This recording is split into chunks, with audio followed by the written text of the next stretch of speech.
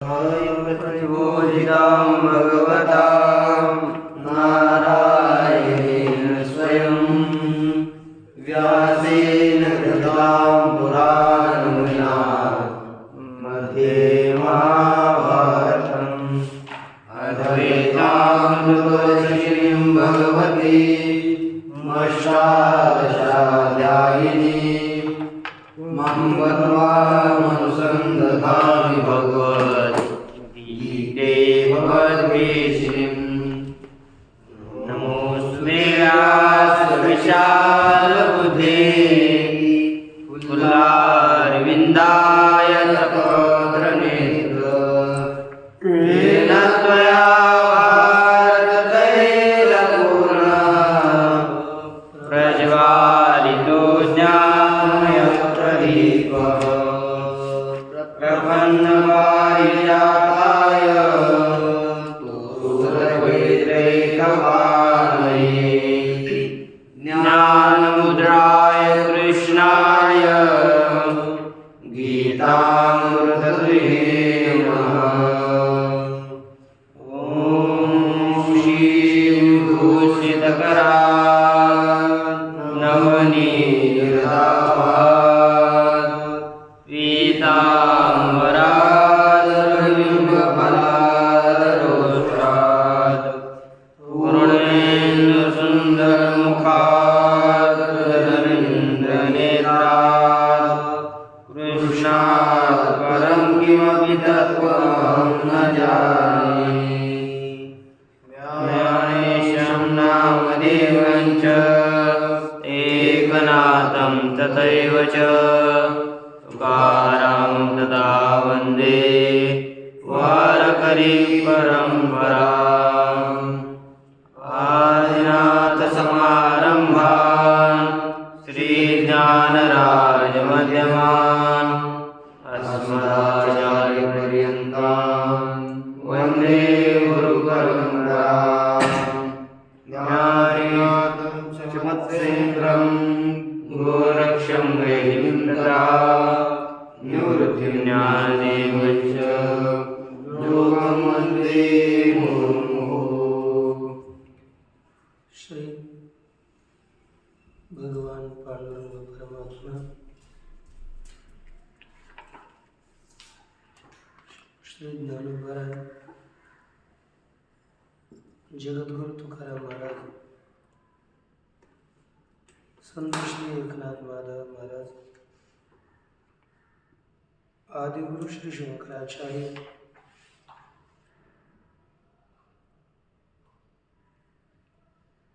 इत्यादि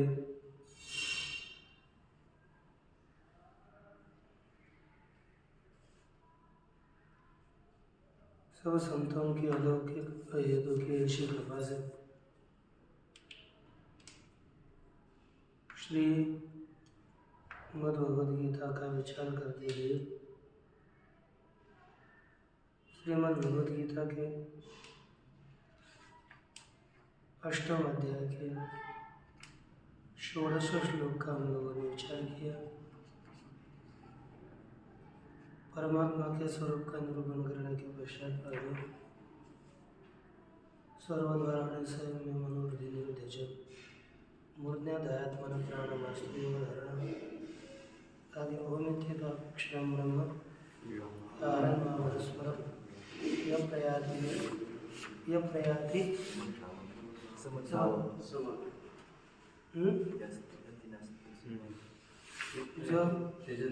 त्यजन्ति सयाति परमां गतिं।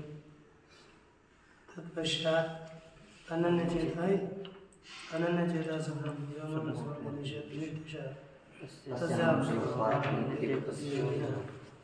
माम प्रत्यपुनर्जन्म दुःखादयं शाश्वतं सत्यं परमं वदामि। और आप ब्रह्म गुणां लोका पुनरावृत्तिनो माम पुनर्जन्म। इन श्लोकों का हमने विचार किया है। अब यह कल आशा है कि इन श्लोकों का अष्टम अध्याय का पूरा कंठस्थ करके आएंगे कल। अष्टम प्रतिदिन देंगे लेकिन कल, क्योंकि आज बोल नहीं सकते इसलिए। बोलोगे कल बोलो। षोडश श्लोक में कथा बताया कि आप ब्रह्म भुवना लोक का पुनरावर्तन योजना मांगो देते तो गए, मुझे प्राप्त करके ये पुनर्जन्म को प्राप्त नहीं होता। मामो व्यतीत कौन्तेय पुनर्जन्म न विद्यते। अब कहते हैं पुनर्जन्म मुझे प्राप्त करके ही पुनर्जन्म की प्राप्ति नहीं होती। ब्रह्मदेव तक जितने भी हैं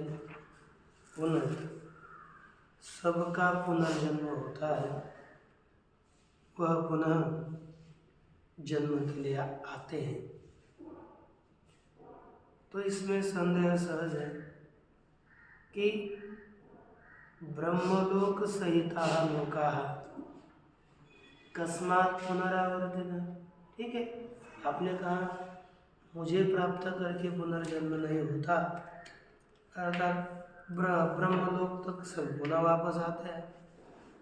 तो ब्रह्मलोक सहित लोग सब वापस आते हैं, उसका कारण क्या है? कस्मात् कारणात् ब्रह्मलोक सहिताः जनाः पुनरावर्तन्ते। क्या कारण है? यह प्रश्न करने पर भगवान भाष्यकार जी ने कहा काल परिच्छिन्नत्वात्, वे काल से परिच्छिन्न है इसलिए पुनः वापस आते हैं।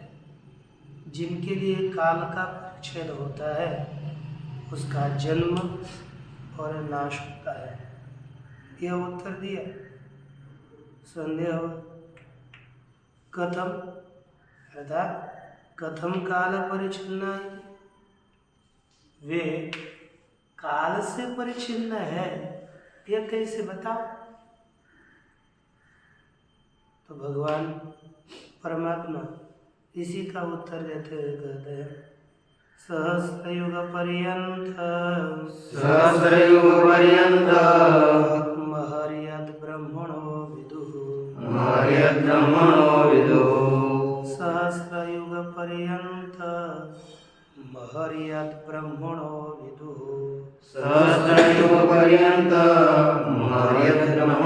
विदुः रात्रि युग सहस्रांतान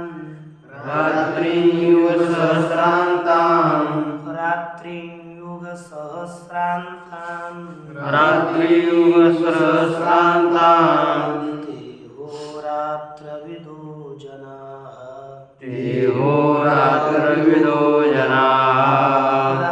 रात्रियुग सहस्रांतान तेहोरात्रविदो जनाः रात्रियुग सहस्रांतान् तेहोरात्रविदो जनाः सहस्रयुग पर्यंतम असहस्रयुग पर्यंत महर्यद ब्रह्मणो विदुः रात्रियुग सहस्रांतान् तेहोरात्रविदो जनाः सहस्रयुग पर्यंत महर्यद ब्रह्मणो विदुः रात्रियुग सहस्रांतान् तेहोरात्रविदो जनाः। देखिए क्यों उसका उत्तर देते हुए कहा ते अहोरात्रविदः जनाः सहस्रयुग यद सहस्रयुग पर्यंतम ब्रह्मणः अहः विदुः।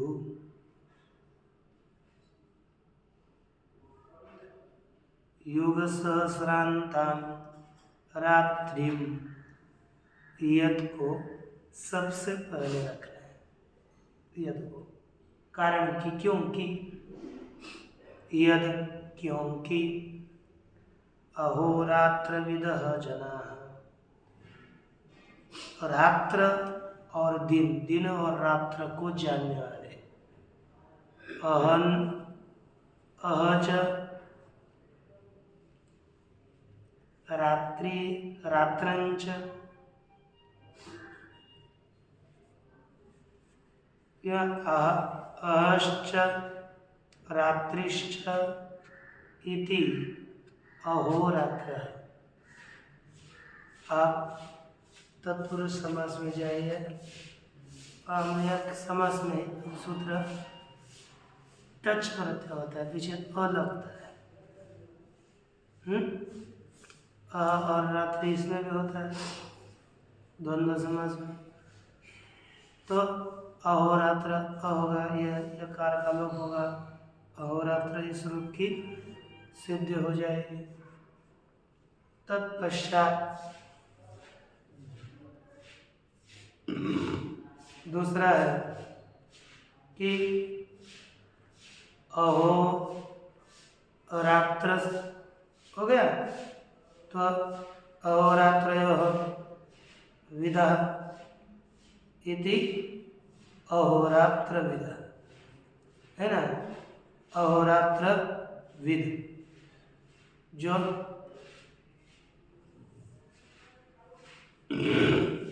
रात्र और दिन को जानने वाले हैं, ऐसे सभी पुरुष वे अहोरात्रविद कहे जाते हैं। वे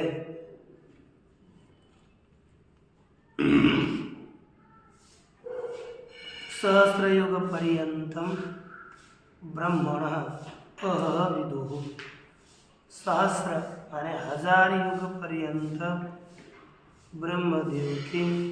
ब्रह्मदेव का दिन समझते हैं।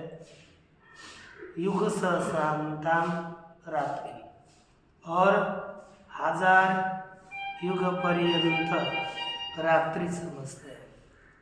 रात्रि का मान भी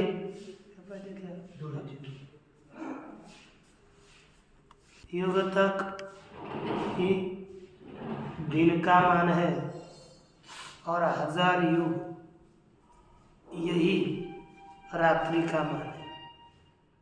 1000 युग, अब ये 1000 सहस्त्र युग, एक एक युग नहीं, ये अर्थात चतुर्युगी 1000 बार जाएगी तो ब्रह्मदेव का एक दिन होता है, और वही चतुर्युगी 1000 बार जाएगी तो ब्रह्मदेव की रात्र होती है। इतना छोटा दिन ब्रह्मदेव का है कि नहीं, अपने अपेक्षा से। अर्थात हम लोग उनकी एक दिन में कितने बार उत्पन्न होंगे और कितने बार मरेंगे, इसकी गणति नहीं है। एक युग में पता नहीं है, एक युग में, कलयुग में कितने बार जन्म लेंगे और कितने बार मरेंगे, क्या पता। तो इतना उनका बड़ा दिन बताने में तात्पर्य नहीं है।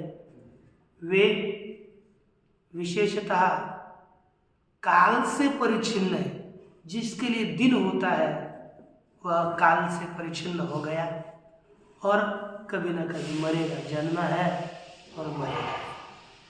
तो देखिए इसका भाष्य, सहस्त्र युग पर्यंतम, यहाँ पर कहा सहस्त्र युग पर्यंतम, सहस्त्र युगाणि पर्यंतः पर्यवसानम यस्य अन्नः 1000 युग पर्यंत है।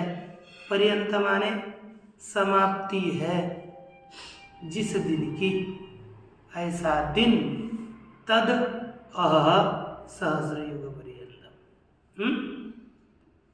उसको क्या कहते हैं, सहस्र युग तक, अर्थात 1000 युग ही। पर्यंत शब्द का अर्थ है पर्यवसान, अर्थात समाप्ति। 1000 युग पर्यवसान समाप्ति है जिस दिन की, वह दिन है सहस्र युग पर्यंत। उसे क्या कहेंगे? सहस्रयुग पर्यंत। किसका दिन है? ब्रह्मणः प्रजापते विराज। ब्रह्म प्रजापति विराट का वह दिन है, ऐसे समझते हैं। अब यहाँ पर युग क्या चीज है? तो कहा युग शब्दोत्र चतुर्युग समाहारात्मक महायुग पर। युग शब्द चतुर्युग समाहारात्मक, ये भाष्यार्थ प्रकाश में ऊपर से तीसरे पंक्ति। युग शब्द चतुर्युगों का समुदाय रूप महायुग, युग शब्द का अर्थ समझना चाहिए। इसलिए स्मृति का प्रमाण दिया, चतुर्युग सहस्राणि ब्रह्मणो दिनमुच्यते। 1004 युगों के 1000 बार, 4 युग 1000 बार जाना है। एक युग नहीं, चतुर्युग 1000 बार जाएंगे तो ही ब्रह्मदेव का दिन कहा जाता है। क्या होता है? अब जब दिन ब्रह्मदेव का दिन समाप्त होता है तो 3 लोगों का नाश होता है। भूर भुवः स्वः, प्रलय होता है। वह भूर भुवः स्वः, ये 3 युगों के लोगों का प्रलय, नीचे के लोगों का और ऊपर के 3 लोगों का प्रलय होता है। लेकिन उस समय कौन? भूर्भुवः स्वः, महाजनः तपः और सत्यः, इन 4 लोगों का प्रलय नहीं होता, 3 लोगों का ही होता है। और उस काल में जब कभी शास्त्रों में बताया ना कि सबका नाश होने पर भी न चले अलंकापुरा स्थिति प्रमाण, याद नहीं आ रहा है नहीं? हाँ, आगे न चले थे यानी कलिकाल उनका कोप होने पर भी, अर्थात या अलंकापुर में वो नहीं चलता, तो कब नहीं चलता ये समझ लीजिए। ब्रह्मदेव का दिन जब समाप्त होता है और इस भूर्भुवादि लोगों का नाश बताया गया, उस काल में नहीं चलता। ऐसा नहीं कि महाप्रलय काल में जब प्राकृतिक लय होता है, प्रकृति लय, महाप्रलय, वो लय, तब तो ब्रह्मदेव का भी, ब्रह्मलोक का भी नाश हो जाता है। तब नहीं है, जब ब्रह्मदेव के जन्म में, ब्रह्मदेव के जीवन में 100 साल जब तक होते हैं तब तक जितने प्रलय चलते हैं, तो ऐसे जो उस कालों में इनका प्रलय नहीं होता, ये समझना है ना। बाद में प्रलय तो होगा, उसमें कोई नहीं रुकेगा कभी भी प्रमाणों का विचार करते समय। महाप्रलय, प्राकृतिक प्रलय में तो, क्योंकि प्रलय 4 प्रकार का है, उसमें प्राकृतिक प्रलय में सबका नाश होता है। अब देखिए, ब्रह्मणः प्रजापते है, ठीक ना।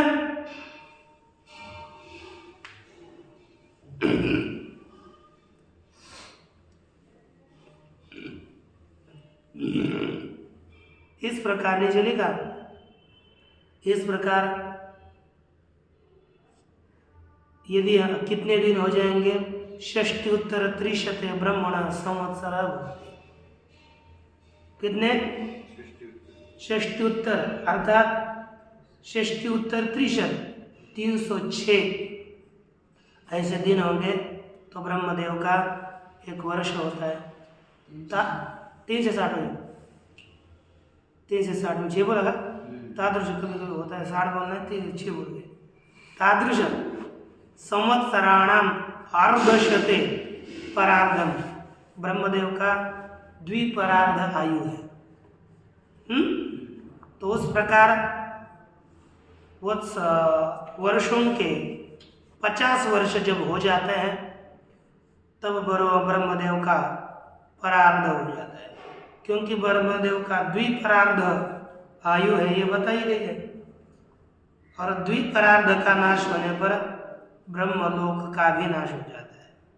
इसलिए काल परिच्छिन्न एवं स्वर्गादि लोकवत ब्रह्मलोकों भी स्वर्गादि लोकों के तरह ब्रह्मलोक भी क्या होता है, नष्ट हो जाता है। यस्य आयु काल क्षपयति स काल परिच्छिन्न इति उच्यते। जिसकी आयु काल नष्ट करता है उसको क्या कहते हैं, काल परिच्छिन्न। उसकी आयु कैसी होती है, काल से परिच्छिन्न हुआ करती है। ठीक ना, ये करना है। रात्रिमपि योग सहस्रांता, रात्रि भी युग सहस्र वाली है। ठीक ना। और अह परिमाणामेव वह दिन परिमाण वाली ही रात्रि भी है। जैसे दिन रात्रि का परिमाण वैसे दिन का परिमाण एक ही तरह का परिमाण है। के विदुः कहते कौन ऐसे जानते हैं, इति आह, यानी ये रात्रि और दिन को कौन जानते हैं, तो उसका उत्तर ते अहोरात्र विदः, जानने वाले कौन है, कहते काल संख्या विदः जनः इत्यर्थ। काल की संख्या को जानने वाले लोग जानते हैं। अतः एवं, जिस कारण से ऐसी स्थिति है, अतः काल परिच्छिन्न ते वे काल परिच्छिन्न है। अतः पुनरावर्तनो लोकः, इसलिए पुनरावर्ती ये सब लोग हैं। कहते हैं कि इससे क्या सिद्ध होता है, ब्रह्मदेव भी नष्ट शरीर वाला है। हमारे में ऐसे ये न सशरीरा शरीर वाले विष्णु रुद्र गणपति कुमार आदय सभी ये कैसे है, तद्वत वादि भी ईश्वरत्वेन अभ्युपगता सर्वेपि शरीरिणो देवा काल परिच्छिन्ना नश्वरा जीवा एवं सिद्ध। ये सभी जीव ही है और नश्वर है। आप बोलोगे महाराज हम तो पूजा उनकी करते हैं, आराधना उनकी करते हैं, इन जीवों उनकी है कि नहीं। ऐसे थोड़ा हमारी बुद्धि में तुरंत उपासना के लिए मन में प्रवृत्ति कम हो जाती है, क्योंकि वेदांत तो पढ़ लिया था ऐसा होता है। लेकिन कहते हैं यदि विष्णुवादि शब्दों के द्वारा हम तत्त शरीरांतर सर्वव्यापी आत्मा विवक्षित होगा तो वे सर्वेश्वर ही है। क्योंकि वास्तव उन्हें सर्वेश्वर मानते क्यों हैं हम लोग, सर्वेश्वर उनका जो विग्रह है वह विग्रह वह, और ये ईश्वर का एक, वैसे तो ईश्वर ही संकल्पना करके सभी, वो जीव शब्द दिया ना तो थोड़ा नहीं जम रहा कि यहाँ पर, क्योंकि ईश्वर ही जीव कब कहेंगे, यदि अंतःकरण विशिष्ट अंतःकरण अभिमानी हो तो उसे हम जीव कहते हैं। और जिसका अपने स्वस्वरूप में ही अभिमान है उसको जीव कहना वो जमता नहीं है। वो तो सामान्य मनुष्य भी यदि आत्म तत्व का ज्ञानी बनता है, आत्म तत्व को जानता है, तो हम क्या बोलते हैं, तयाचे अवयवते सुखाचे कुंभ प्रारंभ एर माणूसपणते भांब ते चालते ज्ञानाचे बिंब तयाचे अवयवते सुखाचे कुंभ एर माणूसपणते भांब लौकिक भागु। ये पाठ ज़्यादा प्रसिद्ध है और आपके अभी हमारे जो पढ़ते पारायण करते हैं ना, वो लोकाची भांबू, वो थोड़ा अलग लगता है। लोकाची भागू ठीक नहीं लगता, ठीक नहीं। तो लो इससे क्या होता है, हम सामान्य यदि व्यक्ति को हम ब्रह्मरूप समझते हैं तो वो तो ईश्वर ही संकल्पना और माया विशिष्टोपाधिवान ईश्वर ही संकल्प करके इस स्वगुणादि विग्रहों को धारण करता है।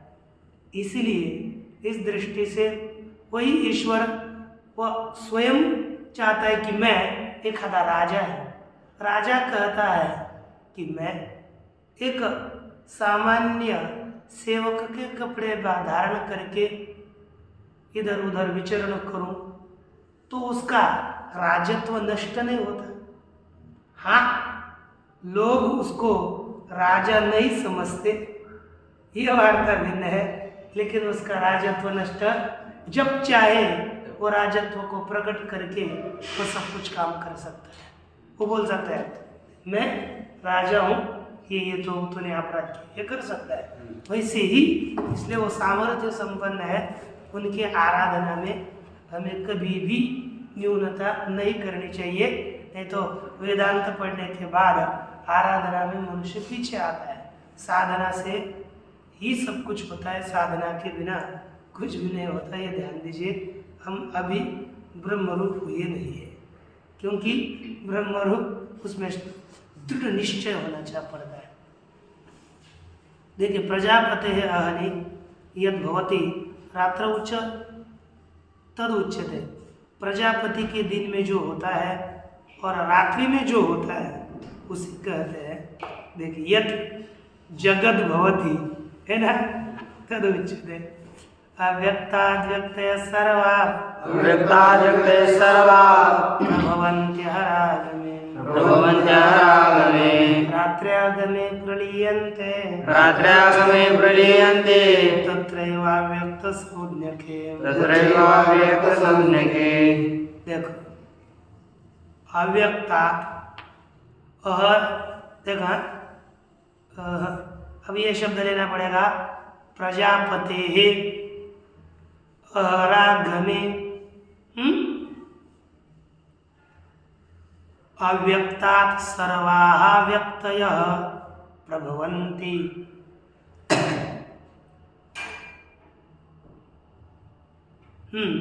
रात्र्यागमे तत्र एव अव्यक्तसंज्ञके प्रलीयन्ते।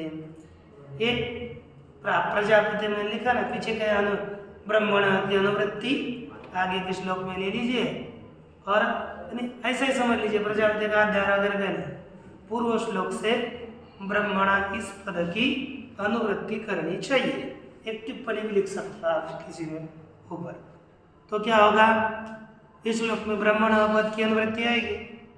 तो ब्रह्मण अहरागमे, ब्रह्मण ब्रह्मदेव के दिन की आगम, दिन की प्राप्ति होने पर अव्यक्तात् सर्वाः व्यक्तयः प्रभवन्ति। अव्यक्त प्रकृति से सर्वाः व्यक्तयः सभी व्यक्तियां उत्पन्न होती हैं। रात्रि आगमे और रात्रि की प्राप्ति होने पर तत्रैव अव्यक्त संज्ञके, उसी अव्यक्त नामक प्रकृति में प्रलीयन्ते, सभी व्यक्तियां लीन हो जाती है। यह सरलार्थ देखिए। भाषा अव्यक्तेति अव्यक्तात् अव्यक्तम प्रजापते स्वापावस्था। अव्यक्त क्या चीज है? प्रजापति की जो निद्रावस्था, उसे कहते हैं अव्यक्त। उसी तस्माद अव्यक्तात्, उसी अव्यक्त से व्यक्तयः व्यज्यन्ते इति व्यक्तयः, जो व्यक्तियां अर्थात प्रकट होती है उसे कहते हैं व्यक्ति। कौन से? स्थावर जंगम लक्षणाः सर्वाः प्रजाः। स्थावर जंगम रूपी सभी प्रजा प्रभवन्ति अभिव्यज्यन्ते, सभी प्रजा उत्पन्न होते हैं, प्रकट होते हैं। कब? कहते हैं अन्न आगमहम अहरागमहम तस्मिन् अहरागमे काले। तो कब प्रकट होती है? कहते दिन के प्राप्ति के काल में। इसका समास किया अन्न आगमः। अन्न आगम दिन की प्राप्ति, उस दिन की तस्मिन् अहरागमे, उस दिन के प्राप्ति के काल में। ब्रह्मण प्रबोध काले, ब्रह्मदेव के जागृत काल में ये सभी प्रकट होते हैं।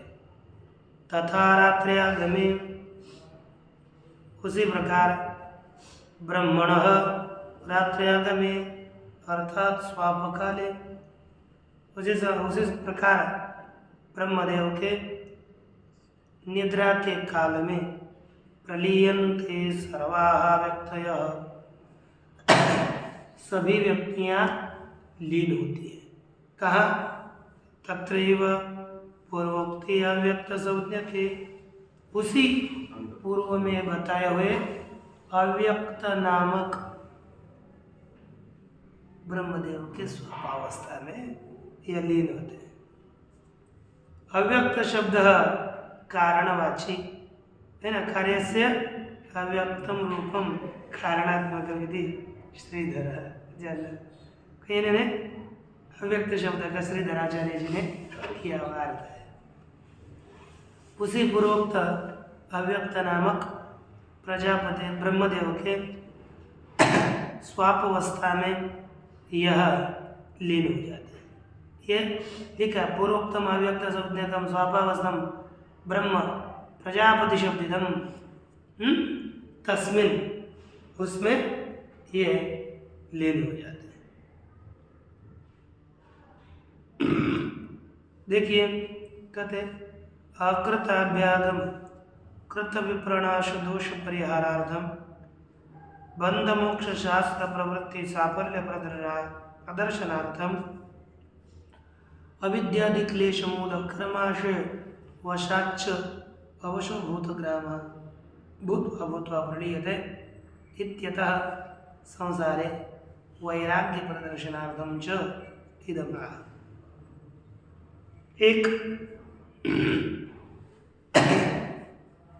अकृताभ्यागम कृत विप्रणाश दोष परिहारार्थम, यहाँ पर अकृत अभ्यागम माने न किए हुए की प्राप्ति, और कृत विप्रणाश अर्थात किए हुए का नाश, इस दोष का परिहार करने के लिए।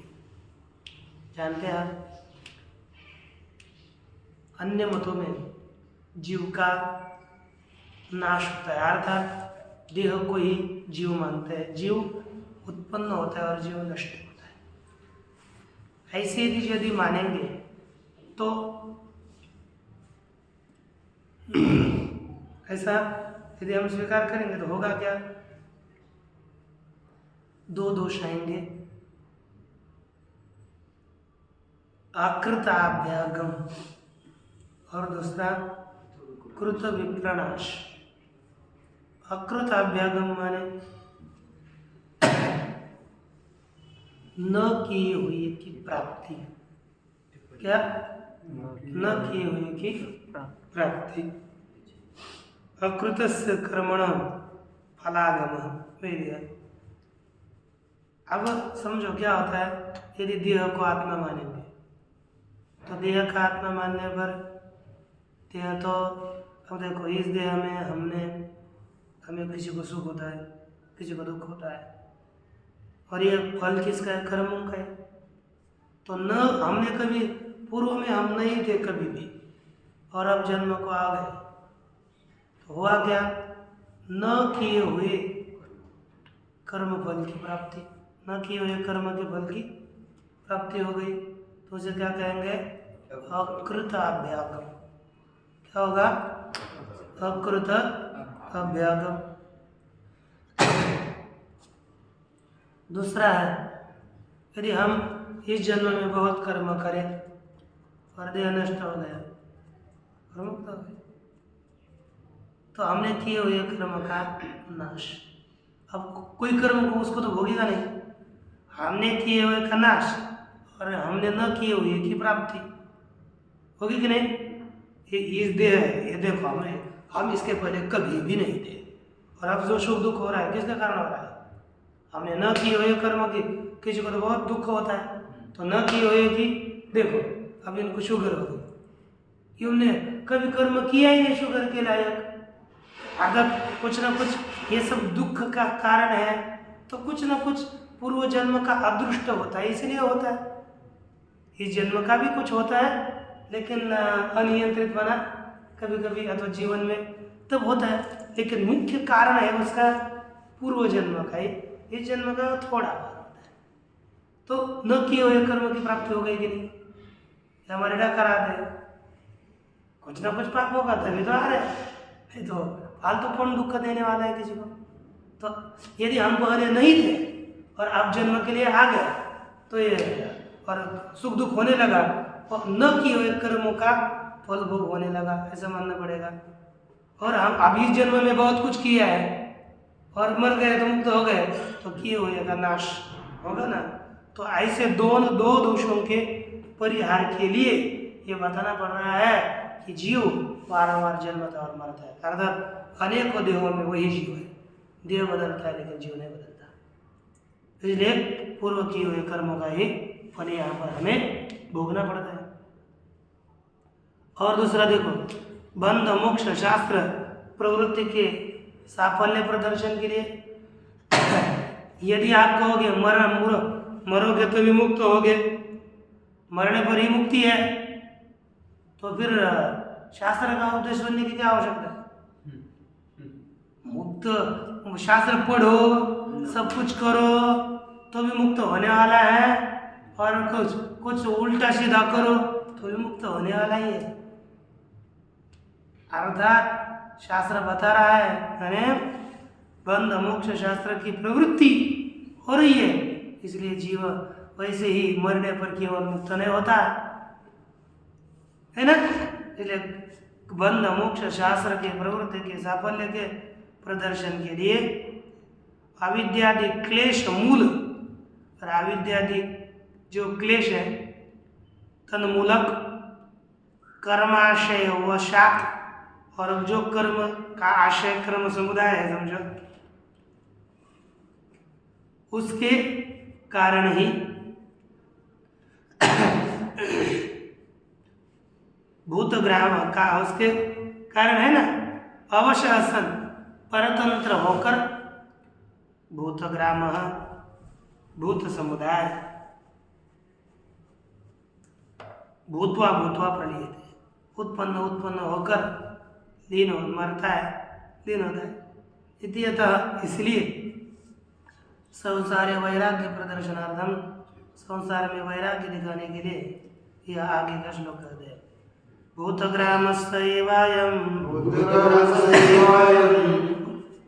भूत्वा भूत्वा प्रलीयते, भूत्वा भूत्वा प्रलीयते, रात्र्यागमे वश पार्थ, रात्र्यागमे वश पार्थ, प्रभवत्यहरागमे, प्रभवत्यहरागमे। हे पार्थ, भूतग्रामः सह एव अयं भूतग्रामः भूत्वा भूत्वा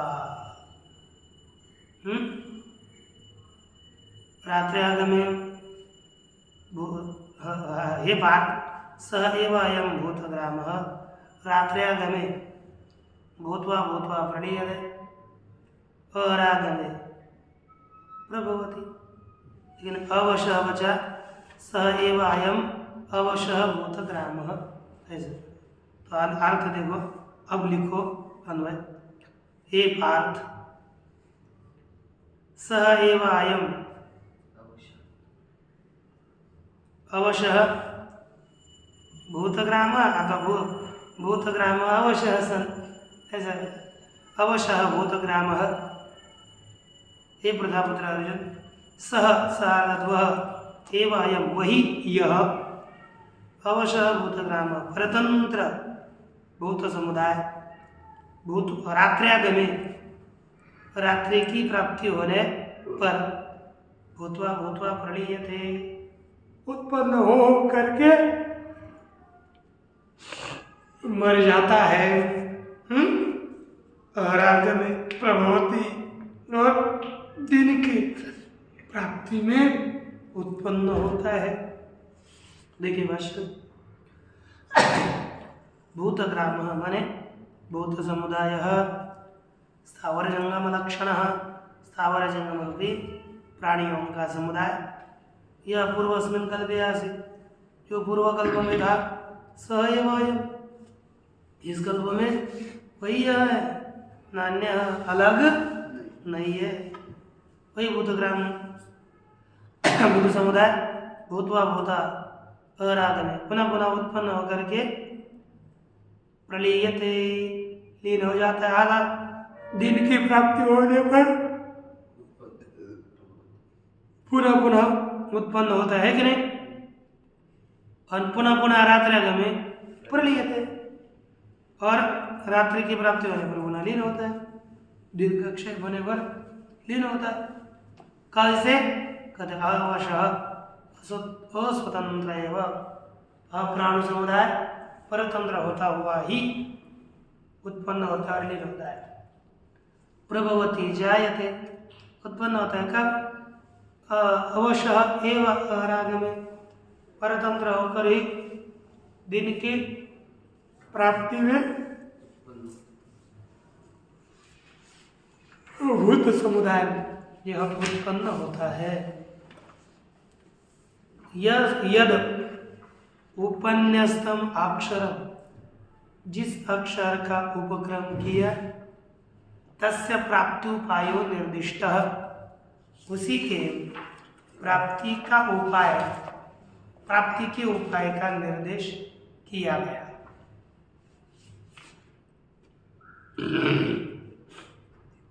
इसके द्वारा ओमिति का अक्षरम ब्रह्म इत्यादि नाम, उसके प्राप्ति का उपाय बताया। अथ इदानीम अक्षर से व स्वरूप निर्दीक्षया, अक्षर के ही स्वरूप का निर्देश करने की इच्छा से इदम उच्यते, यह कहा जाता है। क्या, अनेन योग मार्गेण इदम गंतव्यम, इसी योग मार्ग के द्वारा यह प्राप्त करने योग्य है। क्या, देखो, परस्तस्मात्तु भावन्यो व्यक्तो व्यक्तात् सनातनः, व्यक्तो व्यक्तात् सनातनः, यस्य सर्वेषु भूतेषु यस्य सर्वेषु भूतेषु नश्यत्सु न विनश्यते, नश्यत्सु न विनश्यति। देखिए,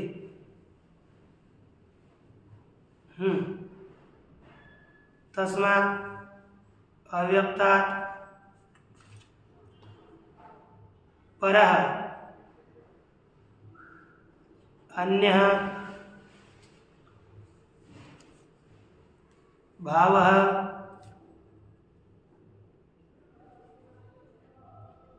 अव्यक्तः सनातनः, यह सर्वेषु भूतेषु न विनश्यति। ये सर्व तू थोड़ा तीन भी हो सकते हैं पर तस्मात्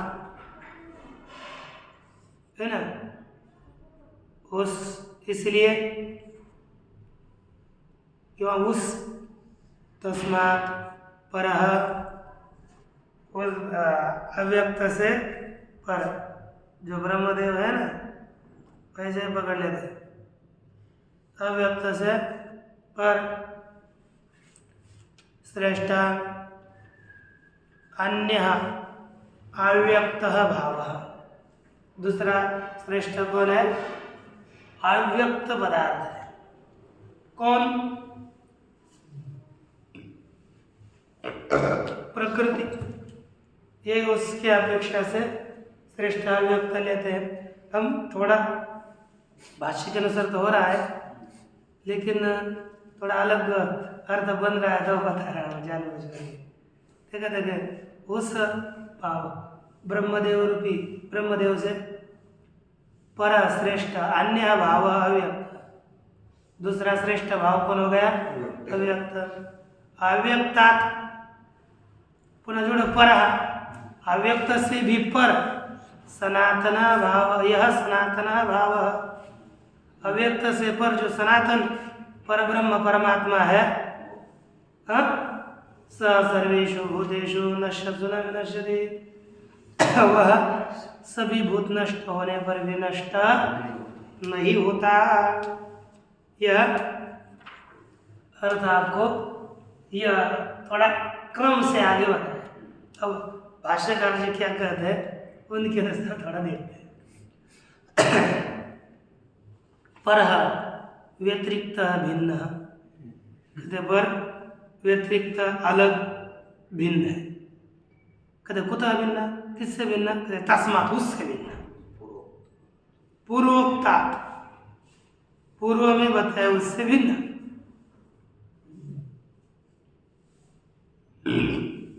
जो पूर्व में बताया कौन था? ब्रह्मदेव, ये तो बताया था। उससे भिन्न तू शब्दो अक्षरस्य विवक्षितस्य अव्यक्तात् वैलक्षण्य प्रदर्शनार्थात्। कहते यहाँ पर जो तू शब्द दिया है ना, तो जो विवक्षित अक्षर है, विवक्षित बताने के लिए इष्ट जो अक्षर है वह उस अव्यक्त से विलक्षणता प्रदर्शन करने के लिए तू शब्द दिया है।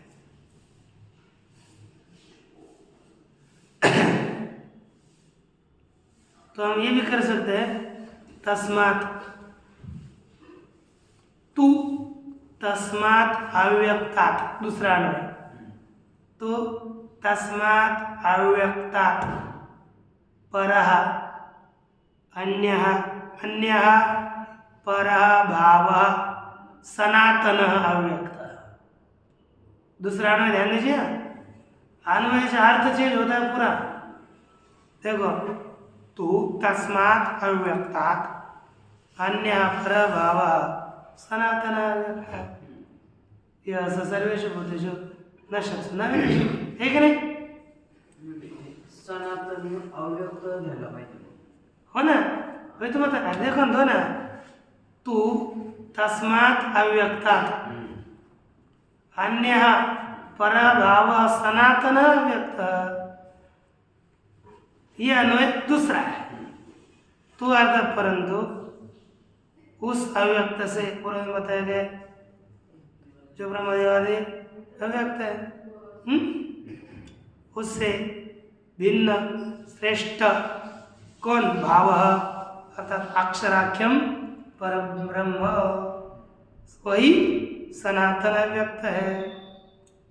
एक असनातन अव्यक्त और ये पर ब्रह्म हो गया सनातन अव्यक्त। उसी को कहते हैं व्यतिरिक्तत्वे सत्यपि, भाष्य, ये व्यतिरिक्त होने पर भी सालक्षण्य प्रसंगो अस्ति थी, समानता का प्रसंग है, ऐसा कोई कर सकता है।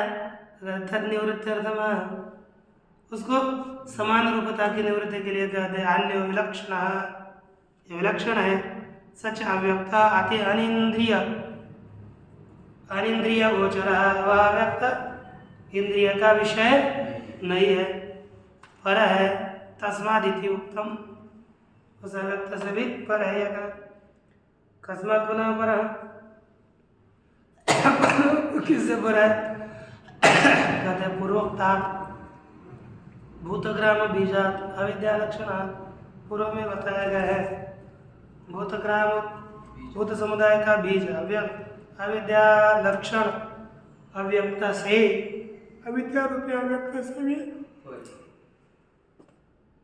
पर है, सनातन है, चिरंतन है कि नहीं?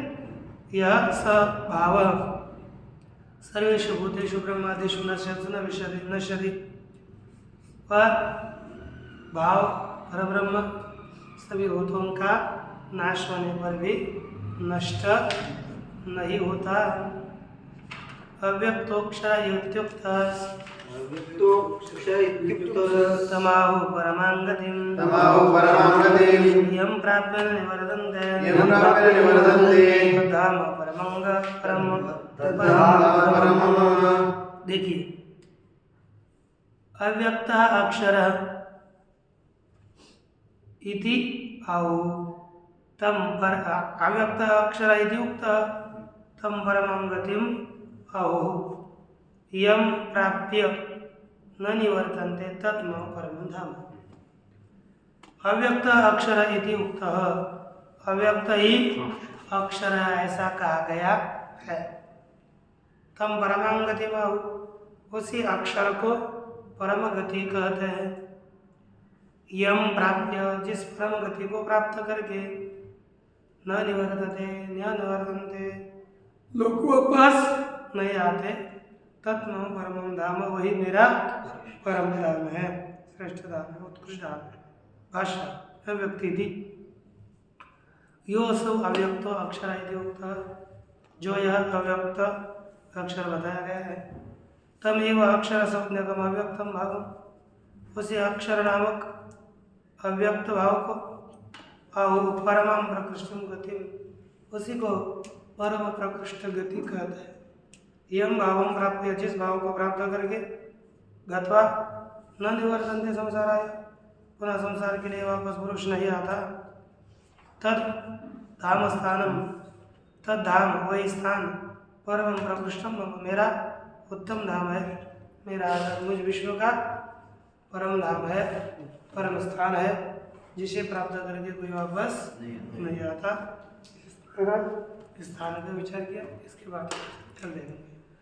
पूर्णमदः पूर्णमिदं पूर्णात् पूर्णमुदच्यते पूर्णस्य पूर्णमादाय पूर्णमेवावशिष्यते। ओम शांति।